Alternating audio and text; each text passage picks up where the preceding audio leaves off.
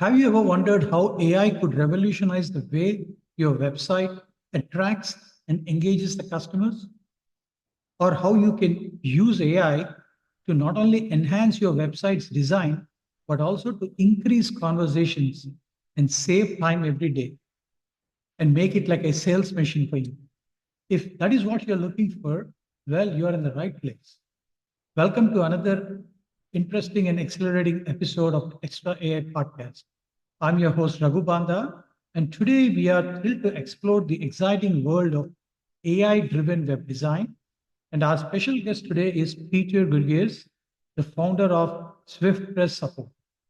Peter is an expert in creating impactful digital solutions for small businesses, leveraging AI along with scientific and psychological principles to build websites that not only look great, but can also perform exceptionally well.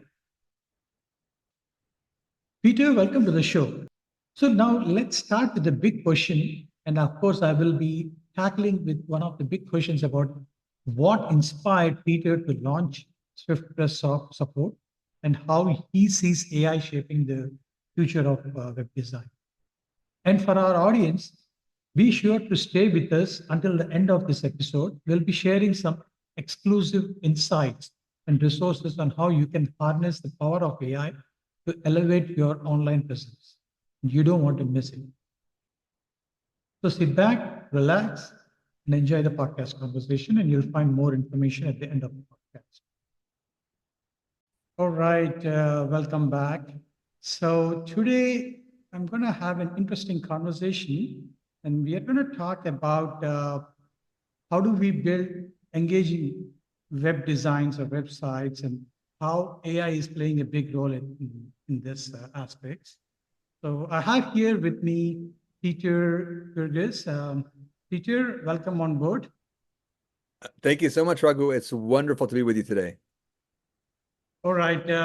So let's get started in this way. I would like to know your personal story or your backstory about how you got into this field of AI. I know this AI is no longer the hype, it's the buzz all around, and we see AI and generative AI in every walk of our lives. And I believe you working with these engaging websites and web designs. I believe maybe could you give us a brief personal or a professional backstory? Yes, I'd love to. So my story is very interesting. It started several years ago, actually, when right as I got married. I live in Los Angeles, and I Mhm. know you are in San Francisco, and so you know how expensive it is to live in California, one of the most expensive places to live in the world, True. and also I think the second most expensive place to live in the United States. So after I got married, after I had my first daughter, everything was fine. But when I received, we had our second baby, Andrew. Mhm. He's our son, and back in 2014, the bills began to pile up, and I just was not making enough money to pay the bills, and I was working like a corporate job and working, for a full-time organization. So I said, "Oh, how am I going to, make money?" And I needed to just make like an extra few $1,000s every month to pay for the extra bills, having kids and living in Right, such an right. expensive place. And so, I said, "Oh, you know what? I'm going to try different businesses." And so the first business I wanted to do was to make like small little mini courses, like to make about like productivity and time management and stuff like that. Mhm. So I began to wake up every morning, like at 5 a.m. in the morning, to go and to work on my side hustle, before I go to work to my job.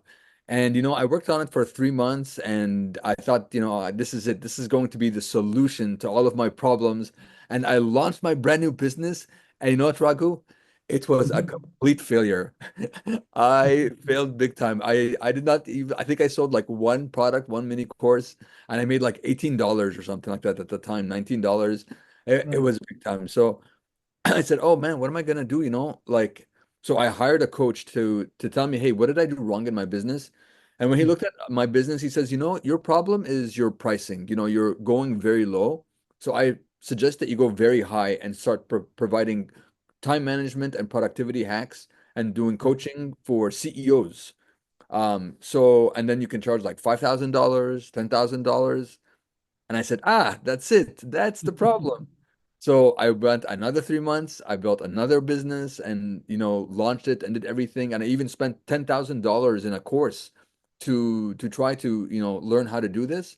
And when I launched it again, it failed big time. So that was two businesses, and instead of making money, now I'm going more into debt. I was $10,000 into debt. I put it on a credit card, trying to make the money and to learn these things. And so I had two business failures. So at the time, I remember just being so low and depressed and just, sitting at the dining room table with my head down and just thinking, oh God, what am I going to do? How am I going to provide for my family? And I remember my wife, she's a very good wife. She came to me and she just put her hand on my shoulder and she said, don't worry. I believe in you. I know that we're going to make it. So a few days afterwards, I have a friend of mine who owns a marketing company, and he Mhm. says, "Hey Peter, I know that you are good at building websites. What do you think Mhm. about if you do a white label partnership with me?" And I said, "White label partnership? What's that?" And he began to explain. He says, "This is when you are a contractor, but you Mhm. act as if you are a part of my team and you build websites and interact with my clients as if you're a part of my team, but I pay you as a contractor for each website." I said, deal, no problem, I'll do it. And I had a little bit of a web design background, so I began to build websites for him and his agency. And he had so many clients, so I began to service them and I began to make really good money. And that's how I launched my business in web design. And I began to get more clients from elsewhere, and I began to have a reputation. And so that was in 2015. After two failed businesses, my third business finally was a success, and I got into web design, and then now more recently, of course, pivoting into the realm of AI. So that's a little bit more of my backstory. Beautiful, beautiful story. I think there's a lot of experience there, understanding. I think that's how I think many of us grow in life, right? I think through failures, through experiences, through lessons. It's a great story, and I would want to hear more about it, about what you are doing and other things. Let's take a quick break and come back and get into the real meat of our conversation for today. Sure. All right, so welcome back. So let's now uh, go a bit into the background. I think I know we see that AI is shaping the future in different ways.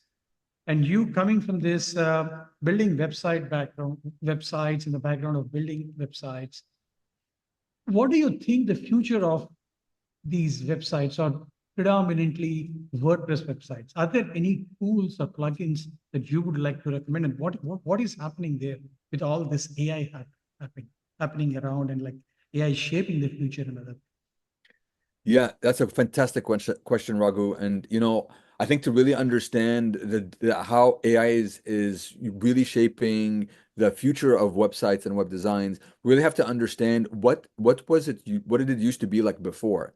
And Mhm. just a few, maybe like a year ago, it used to be, man, building a website took a long time. If you Right. are a business owner or anything like that, and you wanted a website, you're going to go maybe hire somebody, and it's going to be quite expensive. Or there's a lot of people that want to do DIY, do it yourself. Right. And, for those people, you're going to have to come up with, first of all, learn about web design. You're going to have to learn, hey, what makes a good web design, learn the color theory, learn about what's the branding, and then come up with, hey, what do you want the website to look like? Who's your ideal customers? You have to then come up with the text for every single page, and you have text like the home page, about page, Mhm. contact page, services pages, and just coming up with the text by itself would take hours of time, hours. So even before, when we used to have clients and we would tell them, okay, we would tell maybe the clients, oh, can you give us the text for your homepage?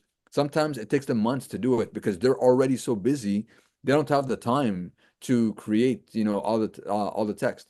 And if you come to do it, then hey, well, you know what? You don't know everything about the business, so sometimes Mhm. you're also at a disadvantage. But now AI is completely revolutionized these steps that you would have to take in web design.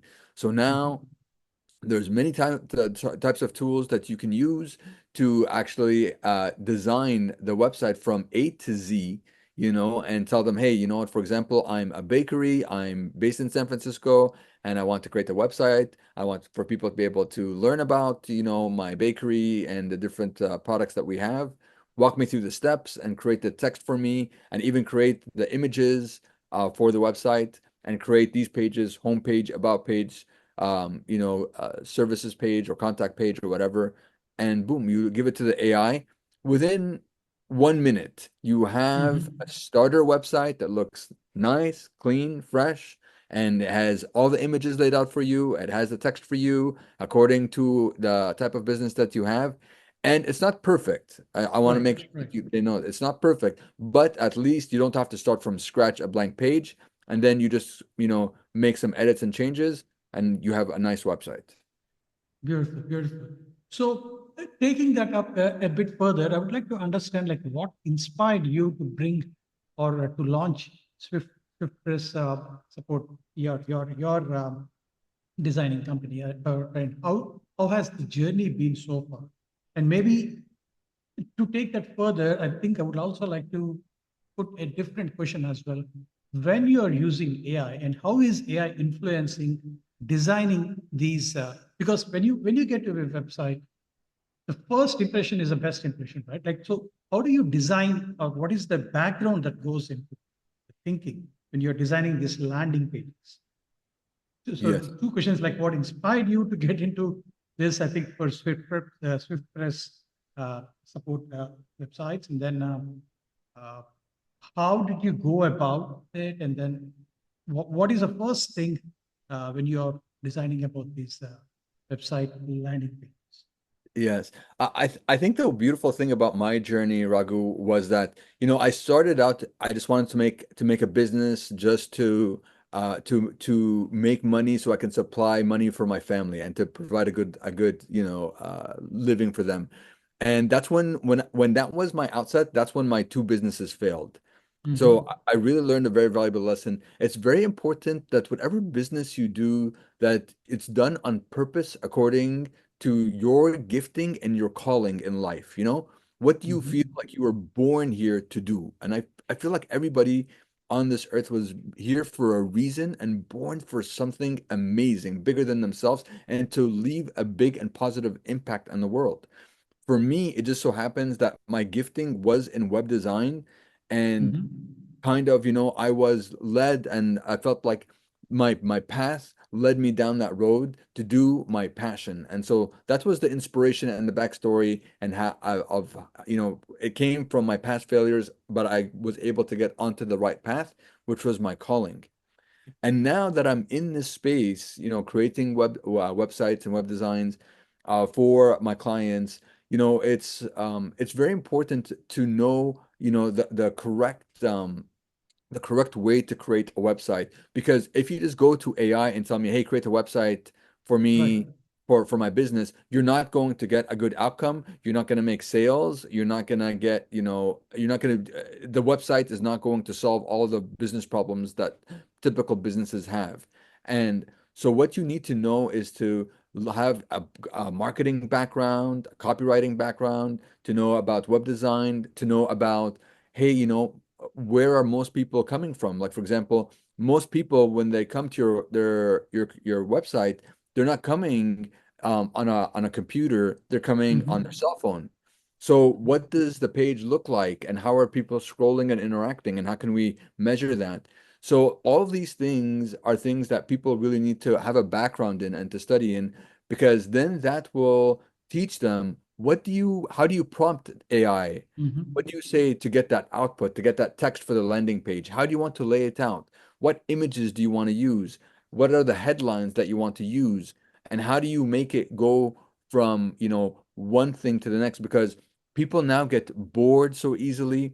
They walk away like Mm-hmm. this. Their attention span is so low. So if you're not able to capture their attention and maintain it, then you know what? All your efforts are going to be in vain, because you will just the potential prospect will just come to your website, stay there for a few seconds, and then they will leave, and you will not have a sale. So it's very important to know what to look for when you're doing these things so that you know how to prompt the AI and how to get the best output out of it for your website.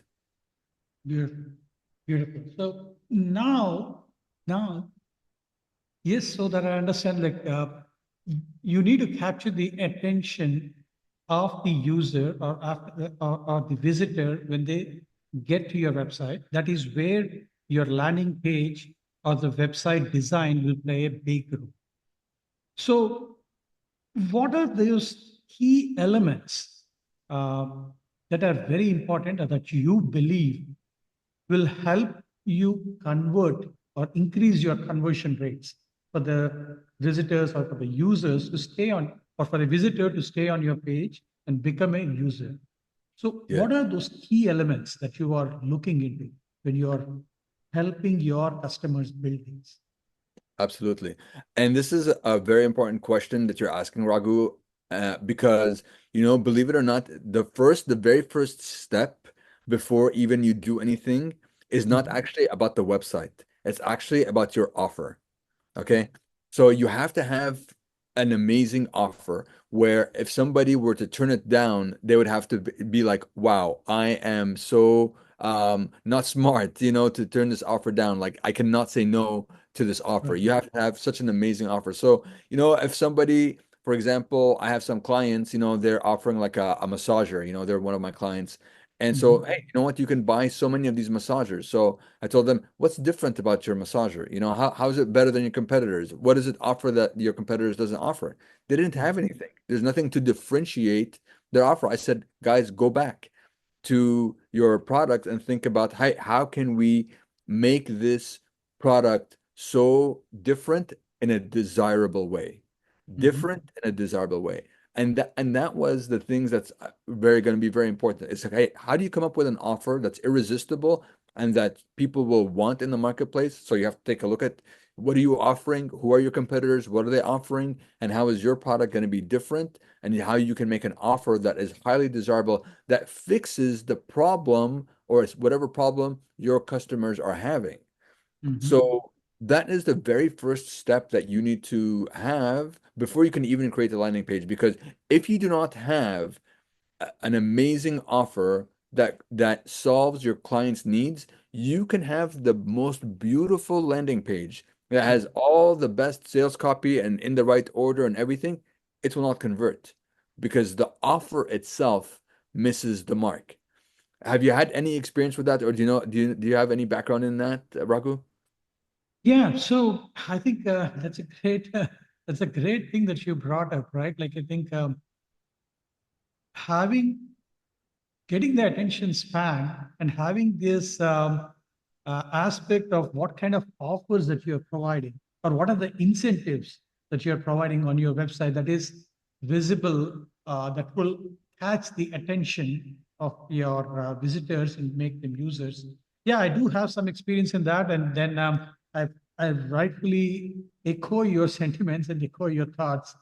uh, but take further, I know web hosting is going to be important here, right? Like, how crucial is the role of web hosting in this website's performance, and what should businesses look for when you're choosing a hosting provider? Because, like, again, these are all tied in, right? Like, I think when you start with the website design, design the landing page, you kind of do all that, and but at the same time, the web hosting is going to be equally important. So, do you want to spend a few minutes and explain the importance of this?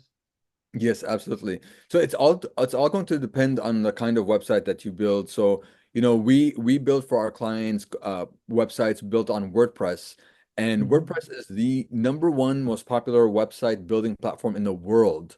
Right. And it's amazing. And the reason for it, why it's so popular is because it's open source. And so it means like you can have a lot of third-party developers that can, build on top of it. So it's kind of like imagine you have the Apple App Store or the Android. They build the ecosystem, but then you have developers that build apps on top of it. And so that's why building on WordPress is so popular, is because, hey, you have WordPress, that's the foundation, but then you have all these apps that you can install of it. So whatever your need is, if you are a bakery, if you are a bookstore, if you're a swimming pool cleaning company, whatever it is, you Mhm. can build it on a website and you can make it into something so amazing. So with that in mind, the web hosting, if you do WordPress, it's very important for you to choose a very good web hosting company that is going to provide a secure environment for your Mhm. website. And I say secure because secure is of the utmost importance. So Mhm. when you go to choose a web host, you can choose so many of them and you can get them, oh, $3.99 a month, $4.99 a month, whatever it is. But the problem with choosing these types of plans on these web hosts is very detrimental to your website, because the way that these web host companies work is that they pack so many small websites onto one web server, and it's kind of like the equivalent of, imagine that you go and you rent an apartment, okay? And in Mhm. the Mhm. apartment that you rent, it's not really in a very safe neighborhood. Right. And you have maybe some shoddy neighbors, and they're, put on loud music, and they're Right. having parties every day, and so many people are coming into the apartment complex. You're not going to get any good rest, nor is the environment that you're in very secure. Right. And this is the equivalent of the same thing that you have when you're getting these 2.99 a month, 3.99 a month web hosting plans. It's you are on the same website, and you have these neighbors that you don't know if they're a good website, and Mhm. you don't know what kind of vulnerabilities they have. And if they get infected because you're on the same server, their viruses can spread from their website to yours. Mhm. And it's actually happened to some of my previous clients, where we had to jump in and help them because they got infected, because there were some other infections on the web server that they were on, and their business suffered greatly for it. So it's very important that you choose a good web host that's secure. If you can have your own server in the cloud, you can do that. It costs a little bit more money, but it's worth Mhm. it because you save the headache, and you also, those types of web hosts where you're on your own server or you're in the cloud by yourself, then you also are going to be a fast website. And Google really cares so much about having your website be very fast, and so do the people who come to your website. They don't want to be waiting, for your page to load. Right. So it's very important that you choose a web host that is fast and secure. Right.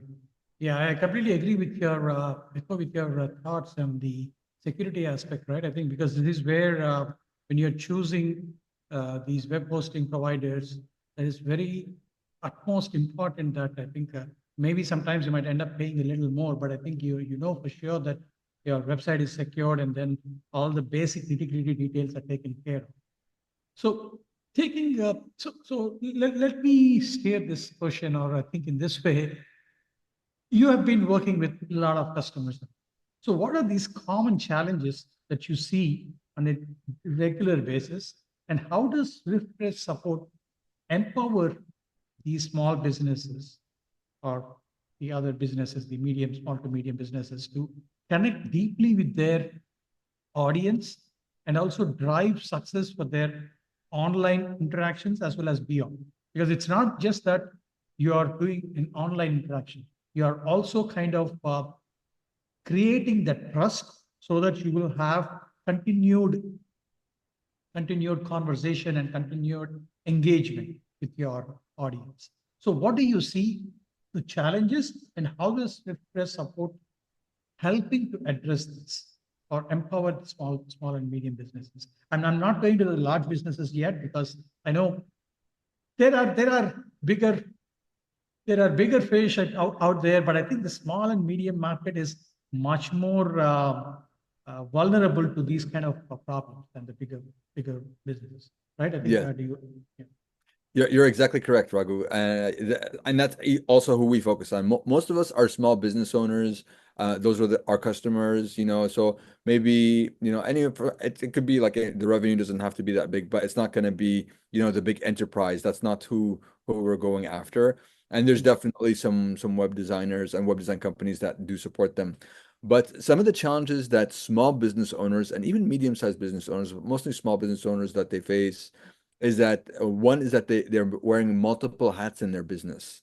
Mhm. Okay, so they're the salesperson, they're the marketing person, they're the boss, they're the Right. operator. So between all of these, where are you going to even find the time to build a website?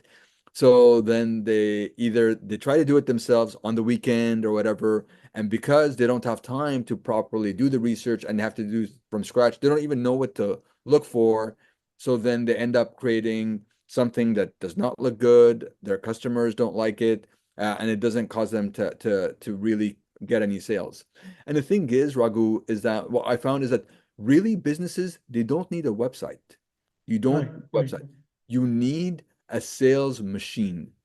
And Mhm. part of that machine is the website, which is kind of like the front-facing mechanism where people come and they do business with you. So instead of businesses thinking, oh, I need a website, think about, hey, I need a sales machine and it has to Mhm. be integrated into my business. And so then we come alongside and we help out the business. Okay, let's talk about how do you make money? What are you offering? And that's why we start. What are your offers? And then after that, we work with the clients. Okay, is your offer actually desirable? Do people actually want your offer? If they do, great. If not, then we'll work with them on nailing down their offer so it's an irresistible offer. We want people to have no-brainer offers where people cannot even like prospects cannot even walk away from, people doing business with them because man, it's such a good deal, there's no reason to ever step away from that. And then after that, we help them to create, okay, now how do we create messaging around people? Like you have people who are in different levels of awareness. Are you Mhm. familiar with the 5 levels of marketing customer awareness in the advertising world?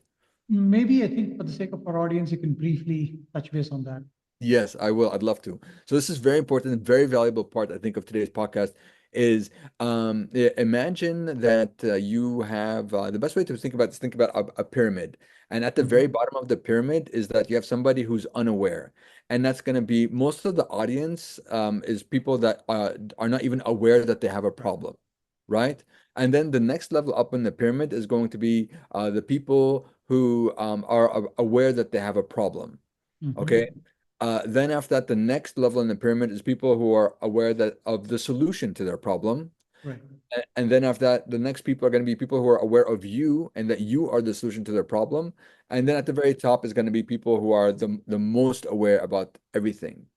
Right. So the thing is that as you go at the pyramid and you think about the pyramid, the bottom of the pyramid has the most population, has the most people that you can go after.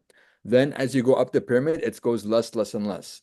So as Mhm. you're creating advertising, for example, and as you're creating web pages, you have to think about, hey, in this pyramid, where is the person that I'm trying to send to this website or to this landing page? Where do they fit on this Mhm. of this pyramid? So people, what I find people is that people a lot of times they create sales landing pages and they create also advertising to people who are already searching, Right. for a solution to their problem. So let's say, for example, one of my clients, she has a special needs school. So Mhm. she came to us saying, "Hey, I need to get more enrollments for my school, so I want to get people to enroll." So we began. She had a small budget, so we began to do advertising for her and to build a landing page for her for people who are doing a search for, hey, special needs school for my child. Right. That was great. It was a good starting point, okay? And that helped her to get the stuff, but it was only because it's upper in the pyramid, people who are Mhm. already aware that they have a problem and aware that the solution is a special needs school. So it's a very small sliver of the market. So she's never going to be able to really grow and expand the way that she wants to. So Mhm. the solution to this and to almost all the other businesses is to always go lower in the pyramid, to go to the people who are not even aware that they have a problem. Right.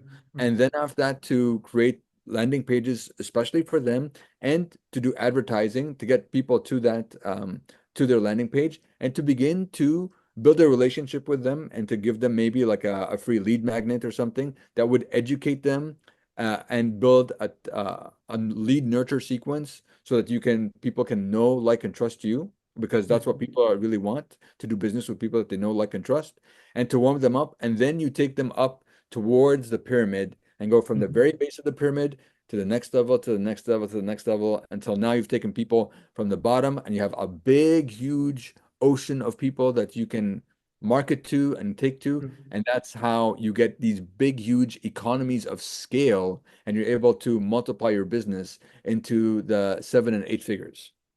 true. Beautiful. I think the aspects of sales machine, I think I really liked. I think your website, I think the way it has to drive the traffic is more like a sales machine for your website. And then the 5 levels of marketing where you explained how you start with a particular level and then how do you go all the way bottom so that you can get much more bigger chunk of audience. I think that's a great way of explaining and uh, providing at least the customer so that they can get onboarded pretty easy. I know you briefly talked about this, but could you elaborate by taking an example and how you're using AI in the mix of these things and make it maybe one of your recent projects? We don't need to talk about the name of the company or the project, but maybe would you highlight how using AI in your websites, maybe a real-time example, could you help out, how you help uh, address some of these challenges for your customers? Yes, absolutely. And I think one of the things that helps us in our business is that we have marketing and advertising backgrounds, and Mhm. that we also offer advertising. So because we have that advertising and marketing backgrounds, we know how to prompt the AI and what to ask for. So one of the things that you want to do is that if you need help with your offer, you can prompt the AI and ask the AI to help you with your offer, and you can tell them, like, you can use any of the different AIs. And if you'd like to also talk about, like, one of the new tools that I just acquired a few days ago, and they actually are having this special promotion right now on, I don't know if are you familiar with appsumo.com at all? Yeah. Okay, so for our audience, if you're not familiar with AppSumo, AppSumo is a website that, instead of like paying, recurring monthly for software, you can pay just a one-time fee, very low cost, and you can have lifetime access. And one of the tools that I just acquired from them was a company called, I think, chatplayground.ai. And Mhm. this is an amazing tool because what they do is that they allow you to prompt multiple AIs at the same time, and you can Mhm. compare the output. So I bought this tool, and I Mhm. paid for it. And what it does is that you're able to enter the prompt, and then you're going to get an output from ChatGPT, Mhm. from Perplexity, and also from Claude, and the other one Mhm. was from Gemini. So Mhm. Gemini, the one owned by Google. So I type in my prompt, and so, for example, I might type in, hey, you want to always prompt the AI and tell the AI what kind of role you want it to be. So I say, hey, you are an expert in marketing and advertising. I Mhm. am doing research for my client who is a special needs school, let's say, for example, Mhm. Mhm. which is true. This is a real life example. Uh, Mhm. uh, then please let me know, what are parents of special needs kids looking for, and how can I make a special offer to them that would be very appealing? And then Mhm. you hit enter, and then boom, you're gonna get all the different AIs is gonna give you all the answers, and you read all four of them, and you pick the best one, and you're like, wow. And this new way of doing it, reading the four AIs at the same time, it's out of this world. Insane. Because before, you're only maybe prompting just ChatGPT, or maybe Gemini or Claude or Sonnet or whatever one you like. Now you can do all of them just one time and save time and pick the best output for you. And then, based on that, then you say, okay, great. Now I want to, create an avatar. Can you give me what are the demographics? What are the psychographics? How can I understand who is my target audience? Give me all the details for people who would want to send their kids to a special needs school. And then Mhm. boom, you give it to the AI, and it gives you detailed information. Raghu, this is mind-boggling because before this step would take days and even weeks to complete without AI, and now you're having it in just a few seconds. All the information is complete in front of you. Even doing Google research, you would have to go read, click on the link and read an article, or go to Amazon and read comments and do all the stuff and go to Reddit just to acquire this information. Amazing. I mean, the revolution has is here, and just to be able to appreciate it and the time that it saves you and the amount of information that it gets you, it's fantastic. And so this is how I use it. This is how I would recommend using it. And even check out these tools that I'm sharing with you, because really that one that I just shared is a phenomenal one, chatplayground.ai. And hopefully you can still get the deal. Instead of paying the monthly fee, you can get it for a low monthly cost from appsumo.com. Beautiful, beautiful. I think that's really helpful because now that you got a lot of these different AI tools, you could leverage them, understand your business problem or the problem that you're trying to solve, and that is how you take that and then you incorporate in your web designing, and then that is how, yeah, amazing. So I know this is the stage in my podcast conversation that I try to come with a interesting question, or I call it the extra AI question. I term it as the $1 million or the $1 billion question.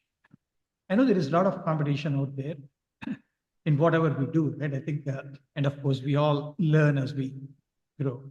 But what sets you, your company, apart, and how do you differentiate yourself from the competition, or what is that one X factor or uniqueness about Swift Press Software?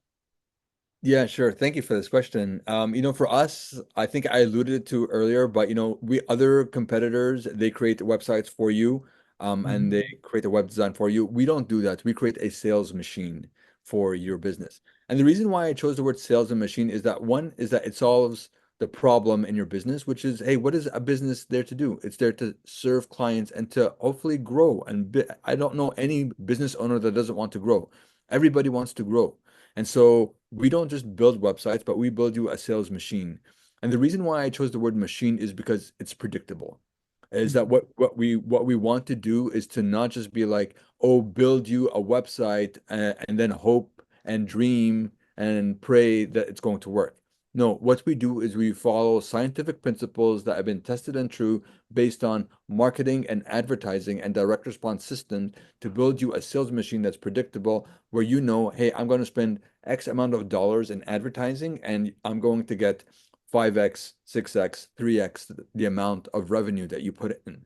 That is the recipe for growth, and that's what we're trying to do, and that's how we are different from other just web design companies that build you a website. We don't build websites, we build you a sales machine. We're looking at the holistic approach because we think that that is what actually the market is hoping for, even though people, you have business owners that are searching for, oh, web design company, whatever, but really they're not looking just for web design. They're looking for the whole entire solution to their problem. And that is, how do you increase sales, increase your revenue, and grow your business? And a part of that is going to be the website, the advertising, the marketing, and everything working together as a machine to be predictable and to give you growth that you never thought was possible. That's great. I think I like the word sales machine. It can definitely really get excited to people, and that you folks coming from the advertising and the marketing background, how you're helping your customers build sales machines rather than just a website, so which is more engaging. Uh, maybe this is where I think your customers, or how do you showcase, like how do you showcase the effectiveness of this? Any tools or techniques that you showcase that the outcomes are effective, or maybe it is that increase sales or increase growth. Is that how you showcase the effectiveness for the customer? Yeah, I think that's a great question also, Raghu, because people are very skeptical because they're like, Mhm. oh, you can make a claim all that you want, but how do you prove it? Right. And so for us, we give them a case study and we show them, okay, here's one of our clients. We have, for example, another one of our clients that Mhm. she does basically helps people who are registered dietitians to pass the registered dietitian exam in America. She started from scratch, and she asked us to build her a website, and we built her a website, and then we started building for her her own sales machine. And she is a dietitian by trade, so she helps, people with diets and losing weight and all these things. And she also helps the registered dietitians to pass the exam. And so 3 years ago, we built her this business from scratch, and today she is one of the leaders in her space, and she has grown and taken such a huge market share, where now she's getting referrals, just from different universities, different people saying, "Hey, go and take this person's course and go ask for their coaching. They're so amazing." And so every day she's selling people, getting brand new students coming and signing up for her, and she's making, a very good living. And in fact, she's planning on actually quitting her practice of, helping people with the doing the actual dietitian work, and actually focusing more on her schoolwork and helping the students to pass the registered dietitian exam, because she enjoys it so much, and she's able to earn a full-time income and extra. And if she's just able to concentrate on it a little bit more, then it will grow even into a 7 or 8 more bigger business, because with the other business that she's doing, where she's, helping out clients one-on-one, her time is limited. So there's no scale. It's just her. But over there, she can scale all that she wants because everything is online. She has a business and she can get as much sales as she wants. And by focusing on people who are going to be in her and at the bottom of the pyramid, then she can help them out and grow very quickly. So the way that we showcase this is we take case studies from our clients, and we be like, this is where our client was, and this is where they're at now. And here's the numbers, they speak for themselves. Here's screenshots of the dashboards. And sometimes even we tell them, like, hey, our clients are really happy. You can go also read our reviews on Google. You can read, the different things that we have. So I think those are some of the things that we like to showcase, case studies of the transformations of people's journeys and where they're at now. Beautiful. I think I really like the aspect of these testimonials and this other things that come up over there, and that's a great way of providing the the much needed support or the much needed outcomes for the customers. I know Yeah. we are getting close to our podcast conversation and trying to keep it under the 45 to 50-minute mark. So any key closing remarks or key takeaways for the audience, and maybe coming from this website building and website development kind of a thing, what do you foresee the future would look like? And maybe any closing remarks or key takeaways for the audience and where they can find or reach out to you, reach out to you for further questions. Sure. Thank you, Raghu. I think that the future of web design is going just to be even getting better and better. With the advancement in AI, the advancement in technology, AI is going to be more capable of getting you better results and faster results, and everything is going to be great. But you will still always need somebody to know how to interact with the AI, how to get the best output with the AI, and also to help you create, not just a website, but a sales machine. So if the idea of, creating a sales machine is something that, you are interested in, feel free to come to my website, and you can book a call on my website at surfbussupport.com, and we can connect, and we'd be more than happy to talk to you and to show you how we build these machines. And even if we're not the right fit, you'll still walk away with a lot of value, because hopefully, as you saw from today's podcast, is, we like to educate our friends in the business world, and to show them, hey, even if we don't do business with each other, we want to give you some nuggets that you can use in your business to grow it, and to know what to look for, so that you can continue to grow your business, because we really believe that entrepreneurs are doing amazing things in the marketplace. They have the solutions to some of the biggest problems that the world is facing today. And that's why we want to come alongside the entrepreneurs and the business owners to help them to bring their products and services to the marketplace and to grow it, because we really believe that when they do that, it will not just benefit them, but also benefit the customer. Beautiful. Amazing talking with you, Peter. I learned a lot about the science and the AI behind all this website building and keeping the websites engaging. Thanks for your time. My pleasure, Raghu. I honestly really enjoyed my time with you today, Raghu, just because your questions have been so insightful and were so thoughtful. And I could tell that you spent time really thinking about your audience and thinking about, hey, what they would like to learn and how you can help them. So I really think that the success of today's episode was largely due to your research and your care, your much care and concern for your audience. So it has been an absolute delight to be with you on today's podcast, and I hope that we will continue to network with each other and to work together in the future. And I wish you all the best on this wonderful podcast journey that you're on.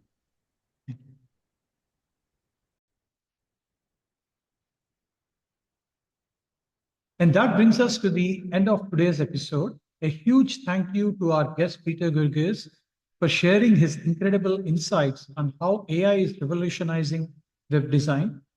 Peter, it's been fantastic having you on the show, and we truly appreciate you taking the time to be with us today.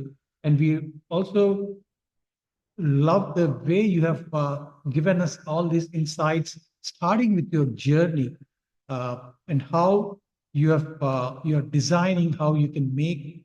I definitely like the term that you have quoted, like the sales machine for your web design or sales machine for your websites.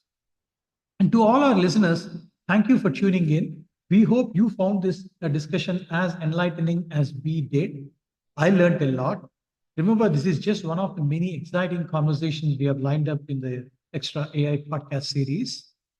As always, I'll be tagging Mr. Peter on the LinkedIn post. And if you have any further questions or if you would like to engage with Peter directly, you can reach out to him. Alternatively, you can reach out to me, Raghu Banda, and I can put you in touch with him via my LinkedIn profile, LinkedIn handle, Raghu Banda, or my Twitter or X or Threads handle, RK Banda. You could also reach out to us via our website, extraai.com, extra with no E, but ends with a W, xtrawai.com. And you can find humongous amount of other interesting conversations and episodes. And if you haven't already subscribed to the podcast to stay updated, you can go ahead and subscribe to our podcast. We are available on all podcasting platforms like Spotify, Apple Podcasts, iHeartRadio, and of course now on YouTube, since Google Podcasts has transitioned into YouTube on the channel Arkiban. Stay tuned for more thought-provoking conversations and insights from some of the brightest minds in the AI space. Until next time, keep exploring, keep learning, and stay curious. Happy predicting the future with AI technologies. Thank you. And this is your host, Raghu Banda, signing off. Bye-bye.